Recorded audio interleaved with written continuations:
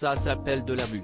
Après un classement sans suite en février 2018, Gérald Darmanin fait depuis juin 2020 l'objet d'une information judiciaire pour viol sur Sophie Patterson-Spatz, qu'il accuse de l'avoir contrainte à une relation sexuelle en échange de ses faveurs. Une version de l'histoire que le ministre de l'Intérieur a toujours nié en bloc, assurant que ces rapports étaient consentis.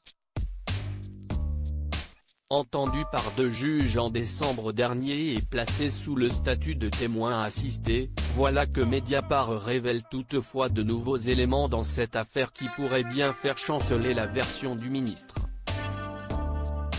Le site d'investigation révèle en effet des SMS échangés entre Gérald Darmanin et Sophie Patterson-Spatz, où cette dernière fait clairement état d'un abus de position. Pour ma part, si est être un sale con, surtout quand on est dans la peine.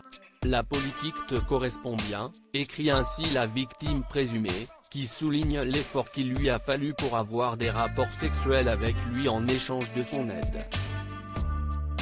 En réponse, le ministre de l'Intérieur lui implore de lui redonner une chance, et lui propose à plusieurs reprises d'aller boire un verre tandis que Sophie Patterson-Spatz lui demande d'oublier son numéro.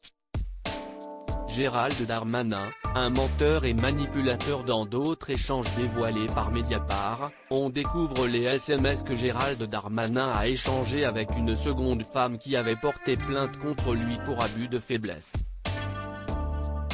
Ce que tu m'as dit sur le logement, sur les amendes, sur ma recherche d'emploi, j'ai été bien naïve parce que je sais que tu ne peux rien faire, écrivait ainsi la victime présumée en décembre 2017 au ministre de l'Intérieur, bientôt papa pour la première fois, et qui était alors ministre de l'Action et des Comptes Publics.